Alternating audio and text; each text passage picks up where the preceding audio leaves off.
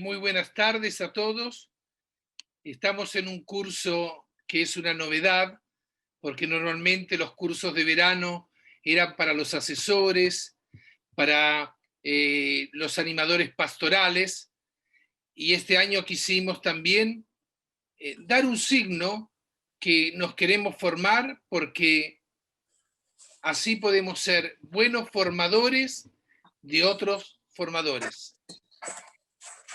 Y es significativo que lo hagamos como diáconos permanentes, que lo hagamos también como presbíteros y obispos. Es un modo para, en alguna manera, reflexionar, entrar dentro en nuestra vida interior.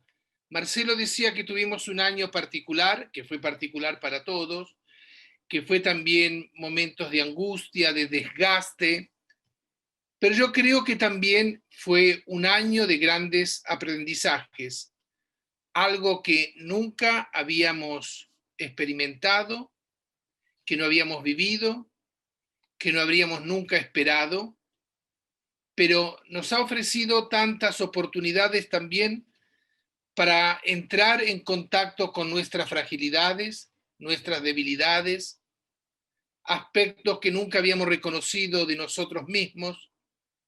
Y esta pandemia nos ha abierto otros temas, y cuando muchas veces se escucha decir, y el Papa lo repite muchas veces, que después de todo esto no podremos ser los mismos, tiene que ser un esfuerzo de parte de todos para que no sea lo mismo. Volver atrás o volver a hacer lo que siempre hemos hecho no nos hace caminar, no nos abre horizontes nuevos. Así que quisiera agradecer al Padre Cristian, que hoy nos acompaña, y a todos aquellos que van acompañando todas las escuelas de verano, sea de laicos, sea de presbíteros, sea de diáconos, con grandes temáticas y con una gran participación que también nos sorprende, porque quiere decir que hay tanto deseo de formarse, tanto deseo de escucha y tanto deseo de diálogo. Que también nuestra experiencia de estos 4 días que nos encontraremos sea un tiempo de verdadera y profunda escucha, primero de nosotros mismos, y a través de lo que escuchamos por los expositores, que sean provocaciones que muevan nuestro interior, que nos creen inquietudes, porque la inquietud también es siempre un camino que nos hace progresar. Así que a todos les deseo una buena escucha y un buen momento de formación, y nuevamente al Padre Cristian, gracias por la disponibilidad, por su presencia y por su palabra.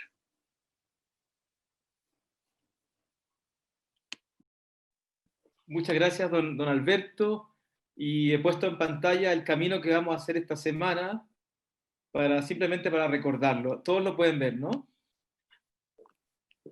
Muy bien. Hoy, lunes 4, nos acompaña, como ya hemos visto, el Padre Cristian Sotomayor con el tema de la espiritualidad de un cuerpo diaconal. Mañana estaremos con el Padre Eduardo Pérez Cotapo, volviendo a la fuente, ¿no? La palabra de Dios, fuente de la espiritualidad diaconal. El miércoles 6, ya a mitad de la semana, el Padre Álvaro González, que ha trabajado muchísimos años con familias y también a nivel de terapia. Vamos a abordar con él el tema de los diáconos casados, la espiritualidad en la familia, para ir terminando nuestro curso el jueves, donde nos va a acompañar nuevamente nuestro obispo, don Alberto Lorenzelli, con Fratelli Tutti y aportes a la espiritualidad diaconal. Sin más, ahora quisiera darle la palabra al Padre Cristian y comenzamos con la sesión de hoy.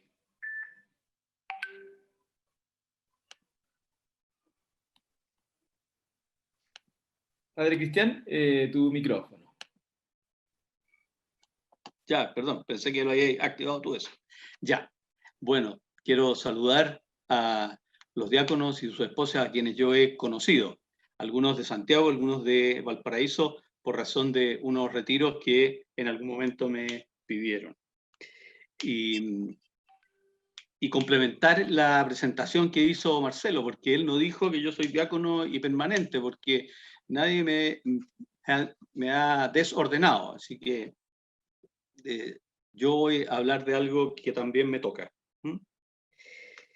Si ustedes ven el título, dice Diáconos permanentes, una espiritualidad de cuerpo diaconal. Lo que les voy a presentar aquí tiene el siguiente índice. Voy a hacer una introducción que rápidamente bosqueja el contenido, después el desarrollo, que es el cuerpo, es lo que voy a decir sobre eso, y por fin una conclusión cortita. Bueno, lo primero quisiera precisar lo que se me está pidiendo. Si ustedes ven el título, dice Diáconos permanentes, una espiritualidad de cuerpo diaconal. Bueno, el tema es el cuerpo diaconal. Es decir, el hecho que los diáconos formemos una colectividad o unidad y que cada uno ejerce el ministerio como expresión de ese cuerpo. Esa es la idea central. A lo que se quiere llegar es a las consecuencias que tiene para la espiritualidad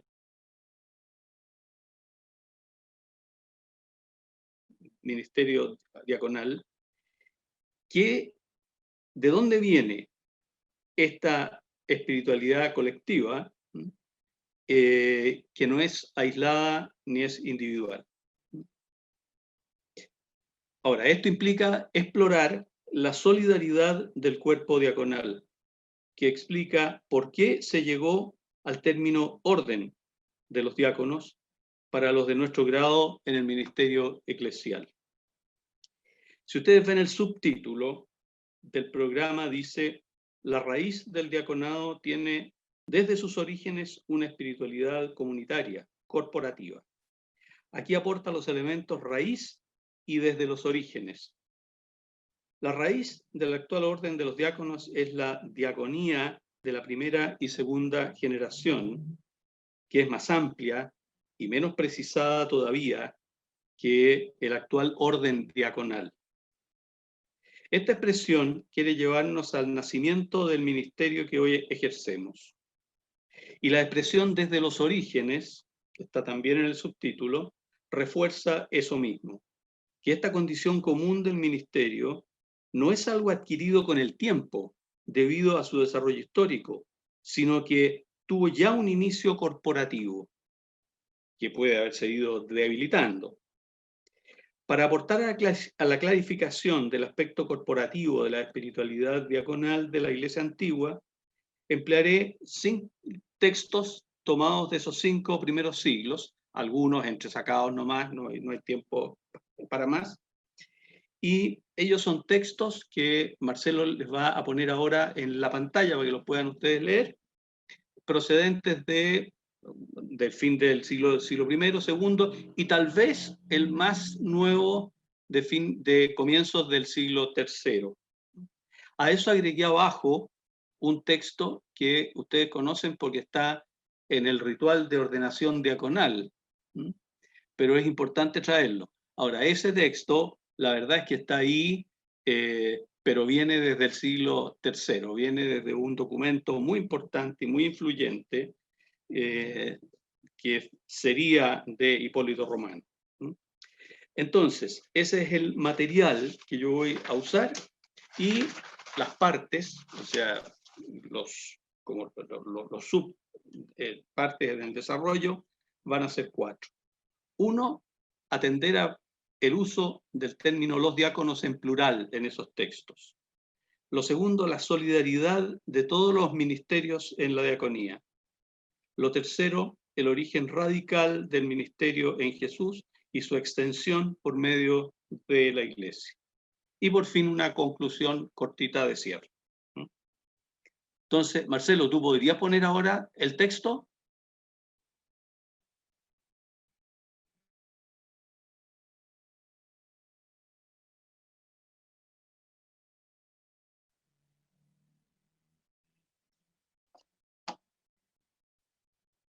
Ahí sí, ahora sí. ¿Lo puedes achicar un poco para que se vea completo? Es una página nomás. un poquito más grande para que se pueda leer. Por último, después movemos la página. Eso, por ahí. Muchas gracias. Bueno, entonces comienzo con el desarrollo. En estos textos vamos a encontrar con mucha frecuencia el diaconado presentado en plural, los diáconos, otros ministros también. Es notable que se hable así de los diáconos. Fíjense, por ejemplo, en este primer texto que ustedes tienen ahí, tomado de Clemente Romano, que es una carta a los Corintios de fines del siglo I, por un conflicto que hubo en la iglesia de Corinto. Lo leo.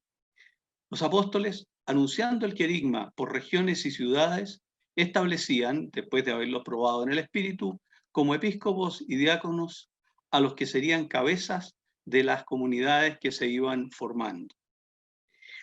He mantenido el término episcopo porque el obispo actual no es exactamente el episcopo que encontramos en esa época. Ahí ha habido una evolución importante, como la ha habido en todos los ministerios. Entonces, fíjense que aquí lo que está diciendo es que los apóstoles lo que hacen es probar en el espíritu, o sea, examinar a los candidatos y después los establecían como episcopos y diáconos que serían cabezas de las comunidades que se estaban recién formando. Él está contando cosas que han pasado en los últimos, tal vez, 20 o 30 años, cuando escribe. Esta expresión, episcopos y diáconos, fíjense que coincide exactamente con la que encontramos en Filipenses 1:1, que es un texto muy importante sobre los ministerios. Ahí no aparece el presbítero y se habla de los episcopos y diáconos junto con la comunidad a quienes Pablo y Timoteo saludan.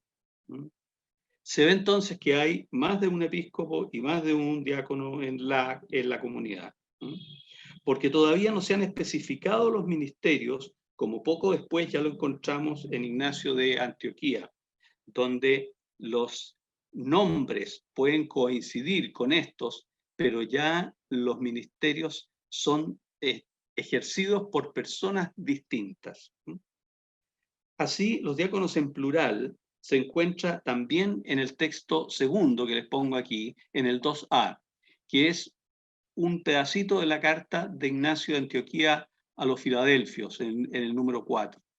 Esfuércense, les dice, por frecuentar una sola Eucaristía, pues una es la carne de nuestro Señor Jesucristo, y uno es el cáliz para unirnos a su sangre. Uno es el altar como uno es el obispo, junto con el presbiterio y los diáconos, mis compañeros de servicio.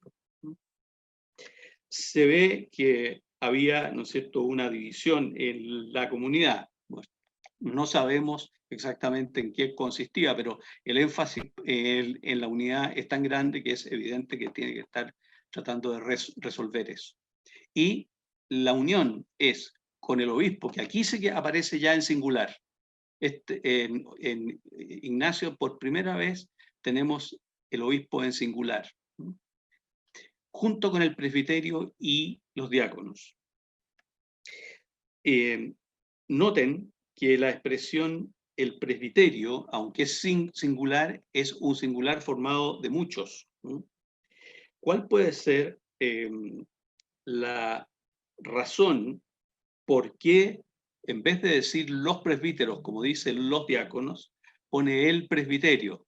Precisamente porque son muchos que son iguales, pero forman unidad. Y como existe la fórmula presbiterio, entonces probablemente la prefiere sobre los presbíteros. No parece que existiera una expresión singular equivalente para referirse al cuerpo de los diáconos. De haberla, probablemente la habría aprovechado.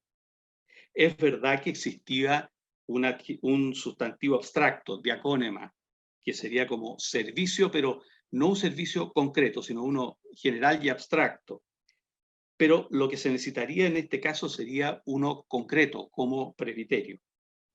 En suma, La frecuente referencia a los diáconos en plural evoca una unidad o comunidad en el ministerio. No es que no aparezcan nombres de diáconos en singular, sí aparecen. Por ejemplo, si ustedes ven el texto 2b, la carta a los magnesios en el número 2, les dice, así pues, a todos ustedes tuve la suerte de verlos en la persona de Damas, su obispo, en singular de nuevo, digno de Dios y de sus dignos presbíteros Bajo y Apolonio, así como del diácono Soción, consiervo mío. Claro, ahí diácono está en singular, porque es una persona, es Soción. O sea, eso no refuta lo que decía yo, que frecuentemente, y es lo más frecuente, aparecen siempre nombrados en plural, como un cuerpo ministerial. Podríamos ver ahora el punto de la solidaridad de todos los ministros en la diaconía. Debido a que la evolución de los ministerios eclesiales está todavía en sus etapas iniciales, los nombres, que para nosotros dicen funciones bien delimitadas y distintas, no las significaban todavía. El episcopado tiene que tener por su etimología, que es mirar desde arriba, una función de cuidado y de gobierno, pero todavía sin detalles. Y la diaconía, por su etimología, que es servicio, una función de ayuda, pero todavía amplia, que puede referirse a varios y distintos servicios. Es necesario distinguir para esta época la función cumplida, que viene a subvenir a una necesidad, y el ministerio en el sentido que nosotros lo entendemos ahora, es decir, donde además de subvenir a una necesidad, cumple una función que distingue claramente de otras. Todavía esto está en evolución. Esta especificación, que para nosotros está lograda claramente, no lo estaba todavía. Y así se entiende que en el texto 2a que leímos recién, Ignacio, que era obispo, llame a los diáconos de la iglesia de Filadelfia mis compañeros de servicio. Aquí. Les dice literalmente que son compañeros co-siervos. Servicio ahí no es diaconía, sino dulía, que en la práctica es lo mismo. Son dos términos tomados del uso civil que la Iglesia adoptó, dándoles, claro, un matiz propio. Entonces, Ignacio llama a los diáconos de la Iglesia de Filadelfia sus compañeros de dulía, o sea, sus consiervos. Dice, a ver, ¿en qué sentido? ¿Cómo?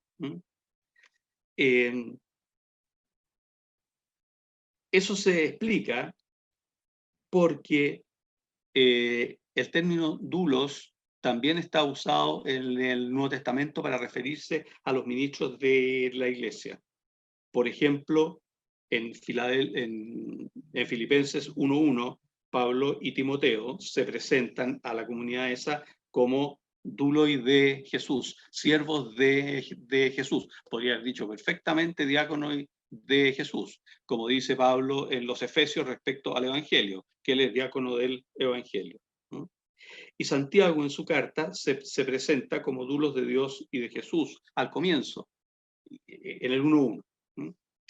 Y tiene una cierta equivalencia a diáconos en su sentido inicial, que todavía no es exactamente este ministerio específico, el tercero en la tríada que conocemos hoy día, obispo, presbítero, diácono. Ahora, ¿cómo se entiende que Ignacio, que era obispo, diga tanto de los diáconos de Filadelfia como de Soción, diáconos de la iglesia de Magnesia, que eran siervos suyos? Es decir, que comparten la misma dulía. La explicación está en que todo ministerio es una dulía eclesial. Aunque los ministros ejerzan funciones que particularmente son distintas. Son todas dulías de Dios, en un sentido, pero también dulías de la comunidad. Es decir, los servidos son Dios en un sentido y la comunidad en otro. Soción es diácono de la iglesia de Magnesia y Burro de la de Éfeso. Burro, por si acaso, no tiene nada que ver con el conocimiento ni con la inteligencia, porque burro en griego se dice con otra raíz. Burro es un nombre conocido en el mundo antiguo. No sé la etimología, pero en cualquier diccionario griego lo van a encontrar. O sea que el nombre propio nomás de un diácono de la iglesia de Éfeso. Hay entonces un cuerpo de servidores, incluso más amplio que el cuerpo diaconal. O sea, tienen una comunidad de servicio el obispo con sus diáconos. Es decir, ejercen una obra común, obra que, claro, era más variada de lo que son hoy día estos ministerios. Quisiera pasar ahora al Pastor de Hermas. Esta es una obra siria, puede ser de mediados del siglo II o temprano tercero. Por si acaso fuera un poco oscuro, les cuento que esto es un texto apocalíptico en que el vidente lo que está viendo es que se construye la iglesia, y la iglesia es una torre, y la construyen con piedras. Entonces él tiene que relatar lo que ve y lo que oye. Esa es la función del vidente ahí. Y entonces, fíjense, ya por lo más tarde, a comienzos del siglo III, lo que se dice sobre el ministerio diaconal. Las piedras blancas que se ajustaban por su juntura, o sea, que encajaban bien, eran buenas para construir, son los apóstoles, los obispos, los maestros y los diáconos, que han caminado según la santidad de Dios, han ejercido el episcopado y han servido, literalmente diaconizado, ejercido una diaconía pura y santamente a los elegidos de Dios. Fíjense cómo los ministros que detalla ahí son episcopoi, didáscalos, y que son maestros, diáconos, ¿y qué han hecho ellos? Han ejercido un episcopado, que es todavía algo bastante amplio, y han diaconizado. Parece que todos hacen un servicio que se caracteriza de esta manera, como visión desde arriba, o sea, ve el conjunto, sabe qué es lo que pasa y sirve. Lo que le importa claramente en el contexto de él es que esos han servido pura y santamente, y por eso son buenos, encajan bien por la juntura para formar la torre. En ese texto, ustedes ven que episcopizar y diaconizar van juntos. Es decir, hay una cierta relación y una cierta unidad, aunque no haya identidad de ministerio. Y en el texto 3b, que es otra parte de la misma obra, fíjense cómo va a hablar ahora del ministerio diaconal. Leo, le digo, Señor, ¿quiénes son las piedras? Este es el vidente el que pregunta, porque el vidente tiene que contar después lo que vio. ¿Quiénes son las piedras del abismo que se ajustaban a la construcción? Me dice, las primeras, las 10 que fueron puestas como cimientos, son la primera generación cristiana. ¿Entiende? O sea, la iglesia empieza con ellos. Las 25 son la segunda generación de hombres justos. Las 35 son los profetas de Dios y servidores de él, de Dios. Las 40 son los apóstoles y los maestros de la predicación del Hijo de Dios. Aquí, fíjense que los servidores son los diáconos, van junto con los profetas. Aquí hay un problema que hay que alterar la traducción común en castellano, la que tienen, por ejemplo, en este español, ¿cómo se llama? A ver si se me viene el nombre. ¿Por qué? Porque ahí son servidores de Dios. Cosa, el castellano es muy poco preciso en los posesivos. El posesivo puede ser singular o plural. En este caso es clarísimo que los servidores ahí, los diáconos, son de Dios, no de los profetas. Entonces, eso, claro, hay que decirlo, porque si no pasa como oculto. Y entonces, no es imposible que las mismas personas ejercieran estos dos ministerios. Tampoco es imposible que fueran personas distintas. Así terminó la cosa. Pero puede ser que la diaconía que ellos ejercían era precisamente la profecía, que no había desaparecido el Nuevo Testamento. Hasta aquí quería mostrar la relación muy interna que hay entre los distintos ministerios, no solo dentro del diaconado, que ejerce una diaconía amplia, sino también entre unos ministerios y otros que ahora ya son ministerios distintos. Y quiero entrar a la última parte, el origen radical de la solidaridad en el ministerio que está en Jesús y su extensión a nosotros por medio de la Iglesia. Ignacio dice, por favor súbelo, Marcelo, al 2D. Gracias. Ignacio dice, en la carta a los Magnesios, dice en el número 6.1, los diáconos para mí muy estimados tienen el ministerio, o sea, la diaconía de Jesucristo. Sobre el sentido de este texto hay que aclarar qué es diaconía de Jesús. Es decir, cuál es el valor del genitivo ahí. Lo primero que hay que notar es que concibe que la obra de Jesús es literalmente una diaconía, término que tiene allí un sentido muy amplio. No es todavía un ministerio eclesial específico como se especificó posteriormente. Pero esa especificación se hizo desde la obra de Jesús, que contiene en sí todo el ministerio encomendado por él a los 12, es decir, a la iglesia naciente. O sea, todo servicio está en Jesús, lo hizo él. Los diáconos a los que se refiere Ignacio en Magnesios 6.1, que es el texto que está acá, que estamos comentando, participan de la diaconía amplia, que es toda la obra de Jesús. O sea, hay una unidad radical de toda diaconía en Jesús mismo. La segunda cuestión que hay que aclarar es el sentido del genitivo, o sea, de Jesucristo.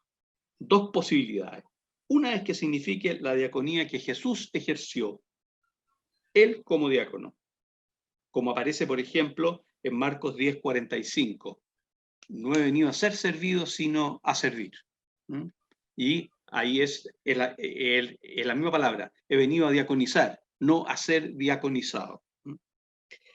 En este sentido, los diáconos somos partícipes del ministerio de Jesús, que se extiende a ellos como a los 12, a los que eligió y estableció para que estuvieran con él y para mandarlos a predicar con el poder de exorcizar, como dice en Marcos 3. Es decir, para hacer lo mismo que Jesús había hecho. Ahora, la otra posibilidad del genitivo es que el servido sea Jesús. Jesús sea el servido por los diáconos.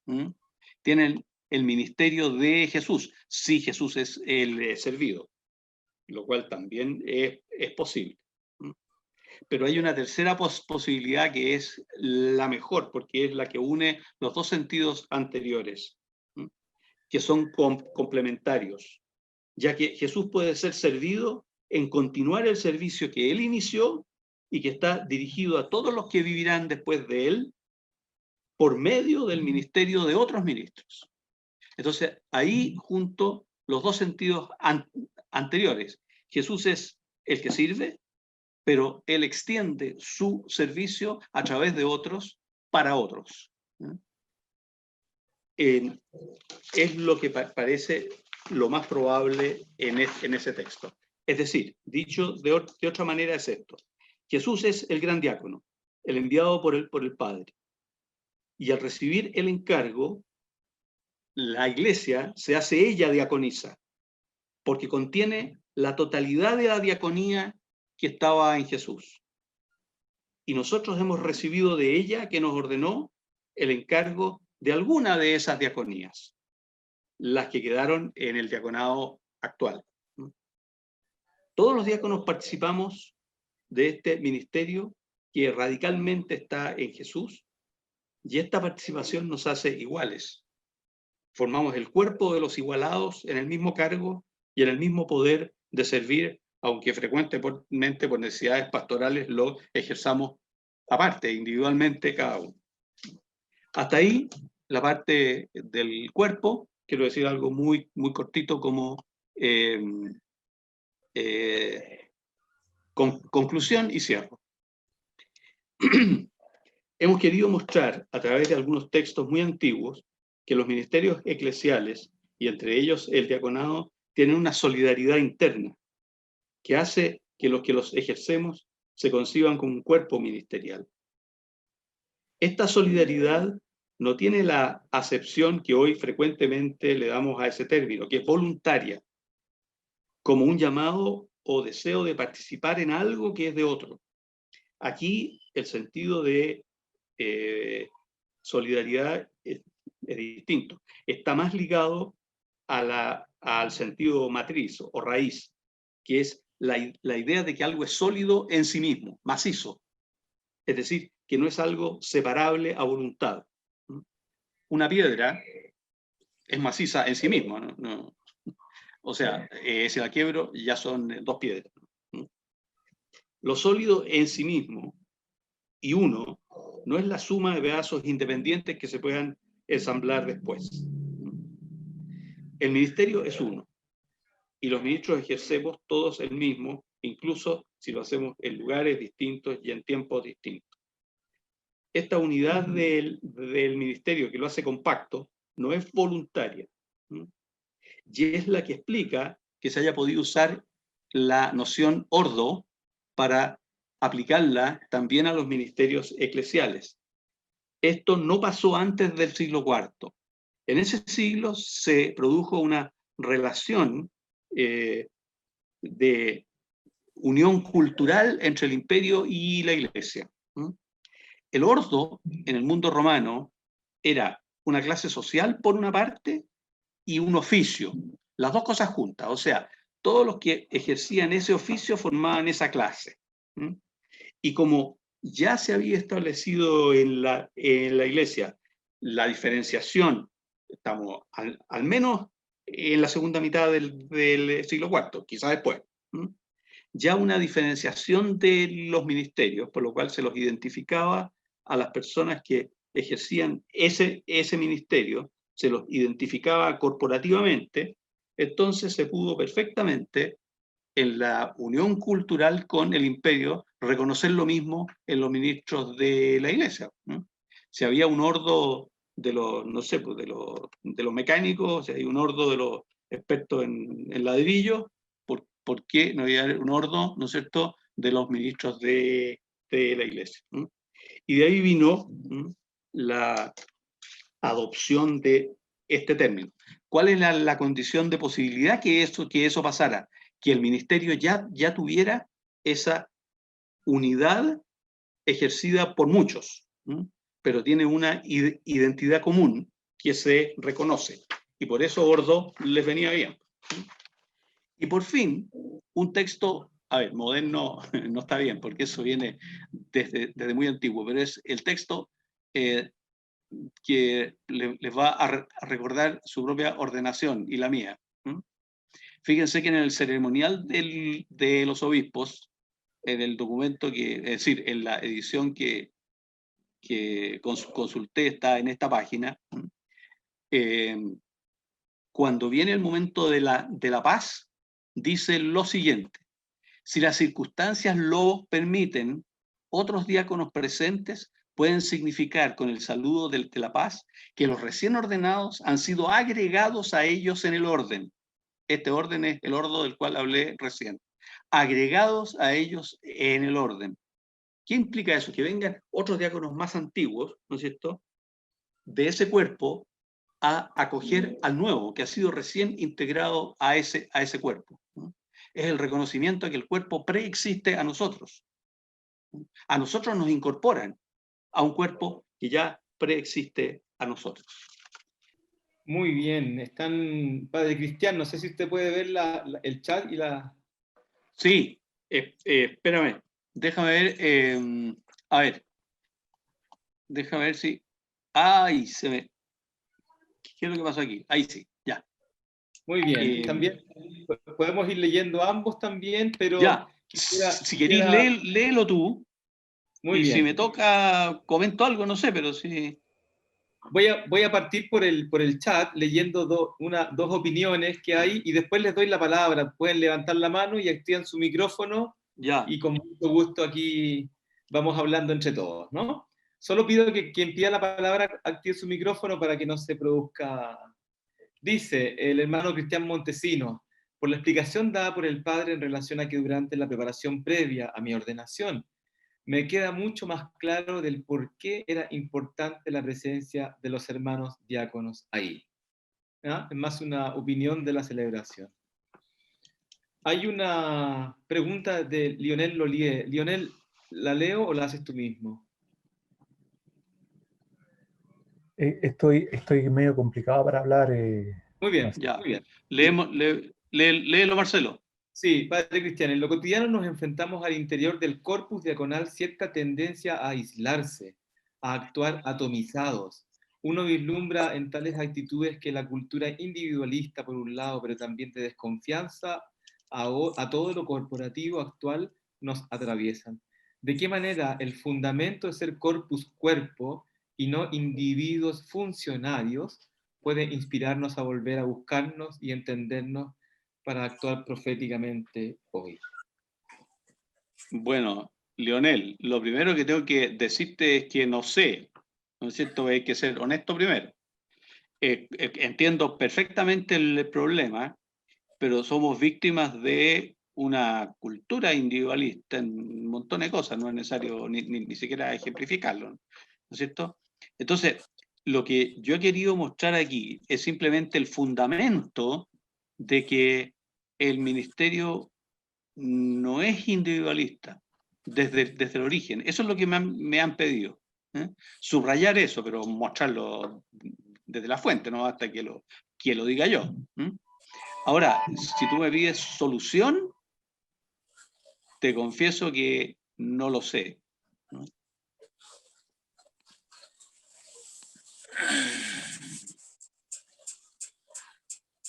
Dice don Ibar, me parece bien la presentación en términos del deber ser. Sin embargo, la realidad dista de ese ser cuerpo, ya que caemos en la tentación del yoísmo, en el sentido del actuar solo. Y luego dos más, que las leo, padre Cristian, y por favor, ¿podría explicar el término o expresión cabeza de comunidades? ¿Cómo fue al inicio la responsabilidad de los diáconos como cabeza de comunidades? Ya, a ver, espérate, quiero responder a Ibar primero. Yo diría que eso es lo que dijo de otra manera, nomás en la expresión, Lionel Lolier. Ahora, decirme que es presentar el deber ser, bueno, se lo puede entender así también. Yo no entendía estar poniendo nada voluntarista aquí. No era ese el sentido. Lo que me estaban pidiendo era mostrar el fundamento del cuerpo ministerial. Y claro, eso cuesta vivirlo porque culturalmente estamos en un contexto muy contrario a eso.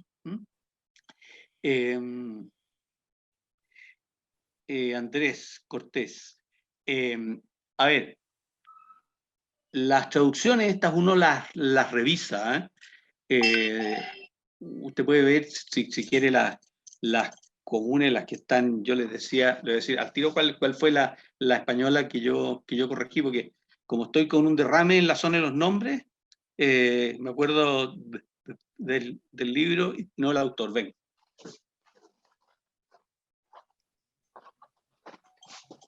Era la de Ruiz Bueno, que es muy fácil de encontrarla. Yo le hice algunas correcciones ahí porque cuando uno va al original se da cuenta que hay cosas que pueden precisarse más, lo que no tiene ninguna gracia, porque cuando otro ve las traducciones de uno podría ser exactamente lo mismo. Ya, la pregunta es, ¿cómo fue al inicio la responsabilidad de los diáconos como cabezas de las comunidades? Esa es una muy buena pregunta. Primero, Andrés, sabemos poco, pero una cuestión que ilumina respecto a esto es darse cuenta que los ministerios eran servicios todavía no bien delimitados respecto a las personas que lo ejercían. Eso es una de las cosas que hay metidas en los plurales ahí. ¿Mm? Es decir, había que resolver tales necesidades. Muy bien, eso lo tiene que hacer alguien. La diaconía inicial era muy amplia. El episcopado era diaconía, claro, lo es, evidente. Mientras no se especificara en el modo nuestro, podía pasar eso que yo les mostraba en esos textos, que el que episcopaba diaconizaba, claro. Entonces, el ser cabeza de comunidad podía significar muchas cosas. De la iglesia que sabemos más, probablemente, porque hay más información, es de Roma. Y Roma entendió por siglos que los 7 diáconos, esos 7 que no se llaman diáconos ahí, pero ejercen una diaconía de las mesas, en el libro de los Hechos, en el capítulo 6, tenían que ser siempre 7 numéricamente. Ahora, eso en parte porque sabían poca escritura, porque 7 es un número perfecto en la escritura, igual que 40 y que 12 y que sus múltiplos, ¿no es cierto? Los 144.000 del Apocalipsis son simplemente 12 por 12 por 1000. O sea, pleno por pleno por abundantísimo. O sea, muchísimos. No es un problema matemático, es un problema cualitativo. Bueno, ellos habían entendido 7. Entonces, como los diáconos tenían muchas cosas que hacer y no daban abasto, lo que se hizo en el occidente fue poner unos ayudantes de los diáconos que fueron los subdiáconos. Los diáconos eran cabeza de las comunidades, al menos en el caso romano, porque la ciudad era lo suficientemente grande como para que el obispo no pudiera ir con frecuencia a esos distintos lugares. Entonces eran como se llamara grandes barrios o algo por el estilo. Y entonces, fuera de ser los jefes de eso, y ahí estaban por sobre los presbíteros en la administración, además el escribiente era diácono, el que administraba la plata de la diócesis era diácono, entonces tenían muchas responsabilidades. No sé si eso aclara un poco. Una cuestión que es importantísimo tener presente aquí es que los servicios estos han ido adquiriendo unas precisiones que todavía no estaban en ese tiempo. Tal vez, no sé, Andrés quiera decir algo sobre esa respuesta, no sé.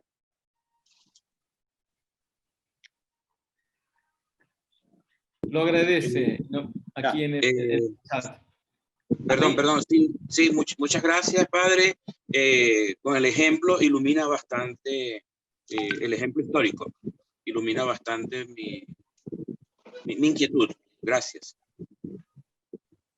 Don Hugo también plantea una pregunta, no sé si quiere plantearla en la sala o la leemos del chat.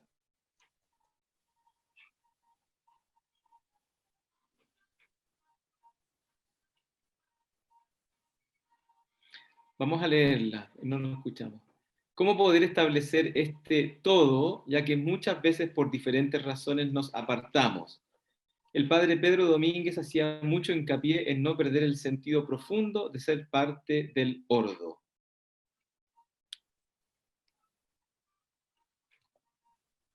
Bueno, yo veo dos cosas ahí. Una es la pregunta cómo se resuelve.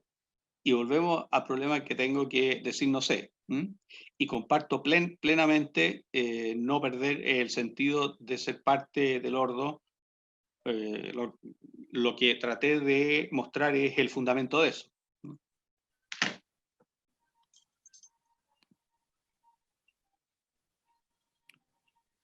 Oye, y nos saltamos, Marcelo, lo de Cristian Montesino, ¿no?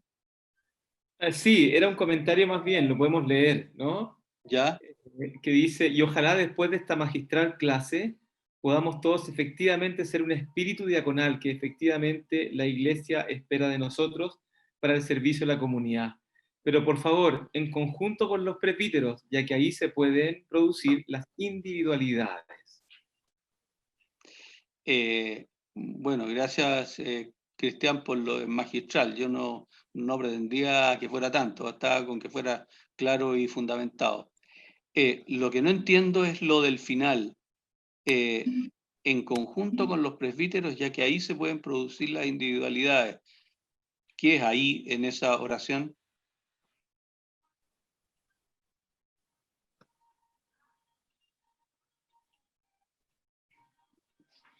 ¿Puedo? Adelante, Cristian. Cristian Montesinos. No, el computador de mi hijo, él se llama Cristian, yo me llamo Porfirio. Ya, Porfirio. los grandes problemas que yo he visto, yo soy un diácono ordenado, recién voy al tercer año, y lo que me he encontrado, y conversando con mis hermanos, compañeros de comunidad, lo que nos hemos encontrado es que muchas veces el diácono empieza a trabajar en forma individual por las relaciones que se pueden producir con los presbíteros en las comunidades, porque se trata, o al menos se trata de, no sé, yo lo veo muchas veces como una competencia, como que si el sacerdote no me deja hacer esto, yo me alejo del sacerdote, entonces no hay como un trabajo, no hay como un trabajo, digamos, en conjunto, donde cada uno ejerza su ministerio. También se puede producir en algunos casos, porque así lo hemos conversado con los hermanos, por parte de los presbíteros, que no, voy a usar una palabra media burda, no pescan mucho a los diáconos, no les gusta trabajar mucho con los diáconos. Sabemos internamente de que, y así se lo rumorea, nadie puede negarlo, de que hay muchos sacerdotes que no les gustan los diáconos, pero yo creo que ahí es donde se puede producir el problema. La otra vez conversando con mi hermano, con esto termino, de comunidad, veíamos de que yo desde estos casi 3 años que llevo como diácono permanente, no he visto mayores Sí. diáconos Sí. como un cuerpo diaconal. Cada uno tiene su grupo, cada uno es individualista, no comparte experiencia, no comparte nada. El primer retiro que yo tuve no fue muy agradable para mí, ni para mi esposa, justamente por lo mismo, porque yo pensaba encontrarme con otro tipo de trabajo y de acercamiento, pero prácticamente nosotros, como no nos conocía nadie, nos mantenían aislados, entonces no se ve mucho el cuerpo diagonal. Don Alberto ha estado justamente haciendo durante este tiempo, yo he visto de que nosotros tratemos de unirnos, de transmitir experiencia, compartir experiencias, muy especialmente en los encuentros. A eso yo me refería ahora. Espero no haber dicho algún disparate, pero eso es lo que yo he visto.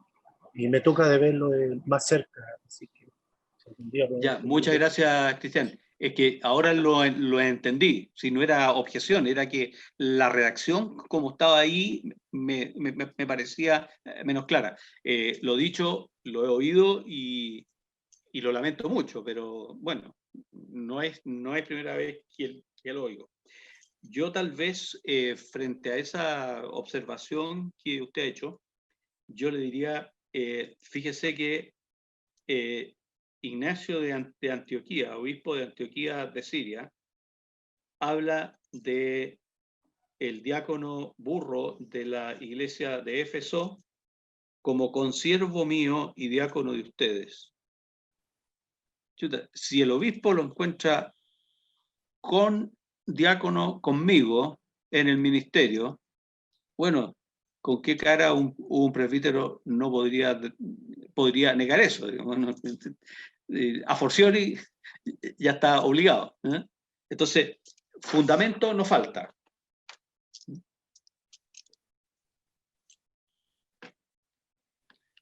Muy bien. Don Haroldo pregunta, ¿esto lo enseñan a los presbíteros en los seminarios? Ya, y luego don Luis Yacaman, que está aquí, por supuesto, y también si usted quiere, don Luis, puede plantear usted la interesante reflexión que está puesta aquí. Entiendo que el tema nos ilustra, entre comillas pone, y la acción subsecuente dependerá de lo que el Espíritu Santo suscite en cada cual según la propia realidad, en función de la realidad en cada diócesis. La verdad de las cosas es que es una materia que por lo menos en la Arquidiócesis de Concepción a nosotros nos ha interesado mucho, eh, precisamente para formar el concepto del cuerpo diaconal. Desafortunadamente, esta pandemia nos ha interrumpido esas costumbres que teníamos. Estamos tratando de recuperarla de alguna manera, pero yo le Se cortó. muchísimo al padre la exposición del tema porque nos entrega un fundamento que es absolutamente esencial. O sea, yo tengo mi propia fe, pero la vivo en comunidad. He sido llamado al orden, no lo vivo en forma individual, sino que lo vivo en comunión con mis hermanos diáconos y todos juntos en comunión con el obispo. Que nosotros no somos diáconos del sacerdote, sino que somos diáconos del obispo y él nos envía a servir donde es necesario, pero siempre lo estamos haciendo en comunión con ellos y mi ejercicio individual tiene que ser siempre en sintonía con lo que a mis hermanos diáconos también les interesa. Eso lo reitero porque nos ha entregado un fundamento pero solidísimo para seguir perseverando en esta costumbre. A ver, yo quisiera, bueno, muchas gracias, Luis. Quisiera responderle a Haroldo. ¿Acaso esto lo enseñan a los presbíteros en los seminarios?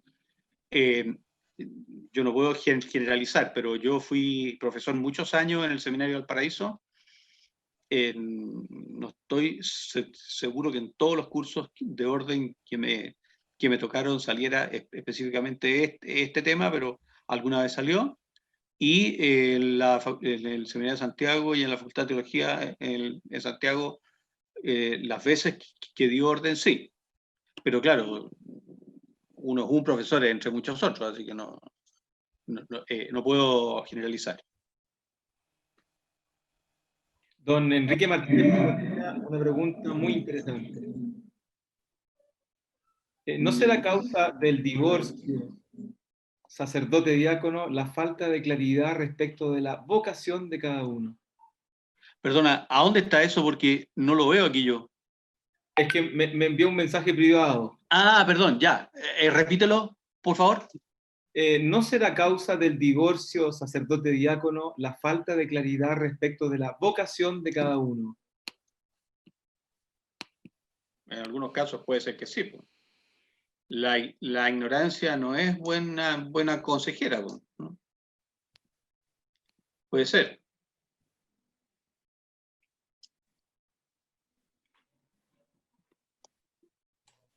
¿Aló? ¿Puedo intervenir? Adelante, por supuesto. Mira, estamos en una reflexión bastante importante. Yo soy diácono acá en la diócesis de Linares, tengo 16 años de diácono.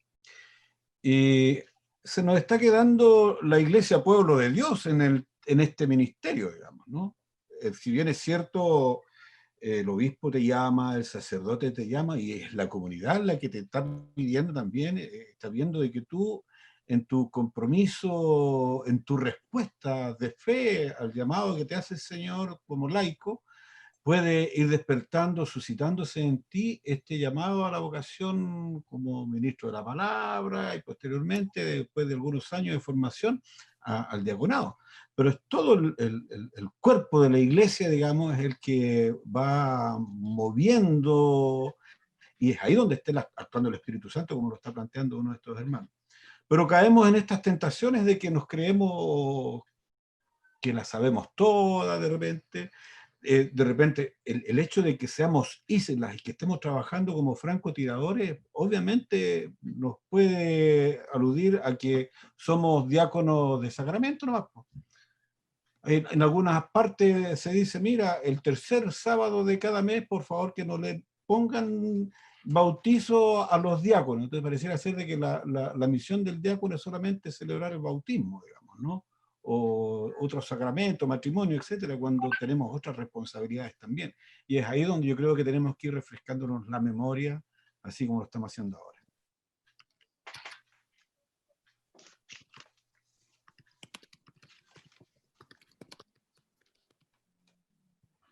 Bien, muchas gracias, Ibar.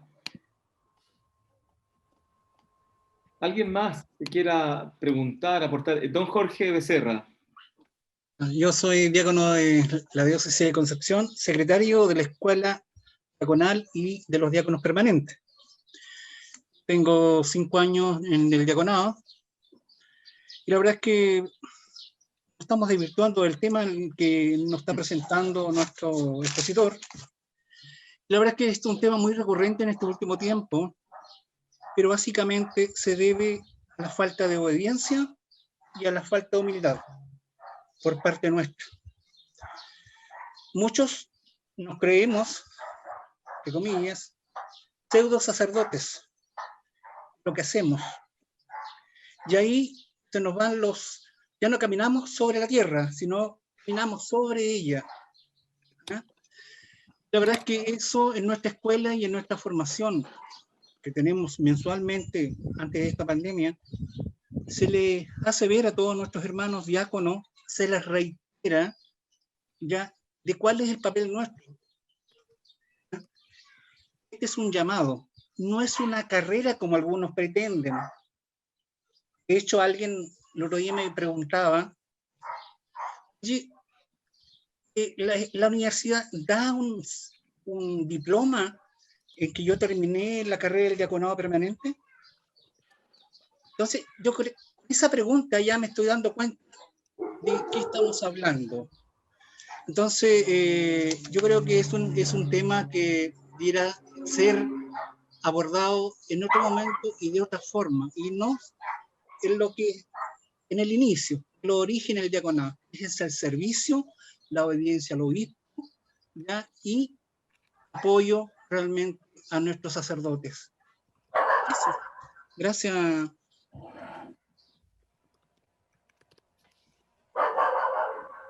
Muchas gracias a ti, hermano Jorge.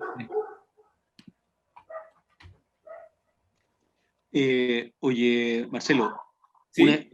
una esposa ahí quería preguntar, parece. Muy bien. La esposa de Enrique Martínez. No sé el nombre porque no está ahí.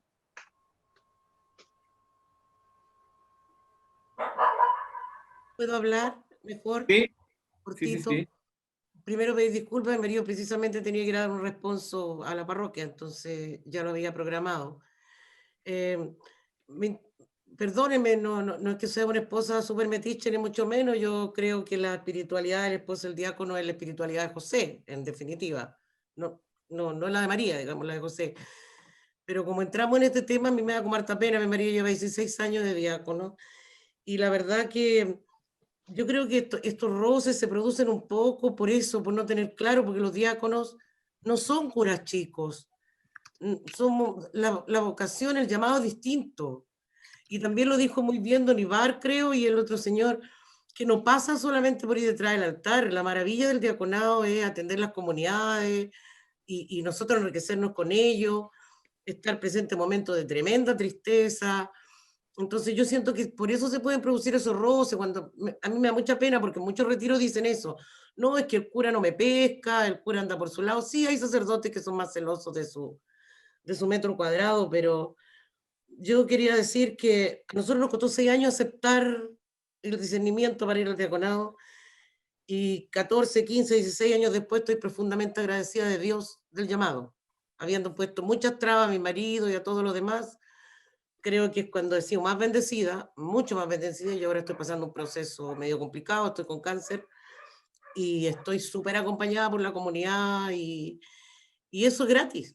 Eso es gratuito. O sea, vinimos aquí a servir y sin embargo nos llenamos de cosas lindas. Entonces, en realidad lo que quería decir como testimonio, para que no quedara siempre la sensación de que los diáconos somos como el pariente pobre de este servicio, ¿no? Yo creo que toda la exposición del Padre estuvo teñido por la palabra. Nosotros vinimos a servir. Y servir el que no vive para servir, no sirve para vivir, dice en mi correo, pero eso quería aportar yo, porque creo que tenemos que llenarnos del gozo de que Dios nos llamó a servir. Y eso es una experiencia maravillosa, pienso yo. Perdón, eso era. Muchas gracias. Muchísimas gracias. Tenemos todavía un par de minutos para alguna última intervención, pregunta o comentario. Sí, Marcelo. ¿Sí? Adelante, Alfonso. Sí. Sí, es que quería contar brevemente una experiencia nuestra acá en la parroquia, que es diametralmente opuesta a lo que yo he estado escuchando ahora. Somos 4 los diáconos que estamos acá, en la parroquia de Nuestra Señora de las Mercedes, Los Castaños, en Vitacura, y la verdad es que hemos tenido con los 3 últimos párrocos una gran bendición, porque hemos podido trabajar nuestro ministerio, desarrollarlo sin ningún problema. Ninguno de nosotros ha tenido problema tanto en lo que ha querido hacer, proponiendo cosas al consejo, participando de los consejos, participando en grupos, haciendo charlas, ahora este año, el año pasado por Zoom, etcétera, atendiendo no solamente el altar, bautizos, matrimonios, responsos, funerales, todo. Hemos tenido la libertad de poder desarrollar nuestro ministerio abiertamente. No hemos tenido, de los 3 últimos párrocos, ninguna sola observación a nuestra labor. Nos han abierto las puertas siempre, siempre. Y eso lo agradezco aquí públicamente, de haber varios acá que más o menos nos ubican, y de las parroquias que yo conozco acá cerca, igual, lo mismo. Estamos en el servicio pleno, sin barreras de ningún tipo. Muchísimas gracias, Alfonso. Gracias. Padre Cristian, vamos cerrando ya esta primera sesión del curso, y luego de tus palabras de cierre le doy también la palabra a nuestro obispo vicario, al Padre Alberto. Bueno, la verdad es que no sé qué más decirles, porque, digamos, yo puse lo que me parecía que estaba en el tema que me estaban pidiendo en la exposición misma, ¿no? Yo, como les dije, les ofrezco entregarles el texto que leí. Se lo puedo mandar a Marcelo si le interesa, si tienen paciencia de leer esas 5 páginas. Con gusto lo entrego. Una cosita que salió aquí, pero que no es parte del tema de esta sesión, pero que me parece importante tratar teológicamente. No soy yo el más experto, pero quiero decir esto. Es un parecer común y más o menos se ha deslizado aquí, ¿no? Que el papel del diácono en la liturgia, supongo que están pensando en la Eucaristía, es pobre. A ver, eso es una concepción muy pobre de lo que es la liturgia. Probablemente quien piensa así piensa que la liturgia es la rúbrica. En eso está absolutamente equivocado, ¿no? La liturgia es la puesta en acto, en el sentido dramático, no en el sentido nuestro, sino en el sentido griego.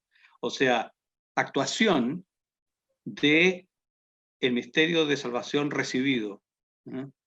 Y eso necesita a la comunidad entera, ¿no? Y por lo tanto la presencia de todos los ministros, ¿no? Entonces, tal vez sería un tema que en algún momento de formación pudiera ser útil tratar. Bueno, eso es lo único que se me ocurre ahora.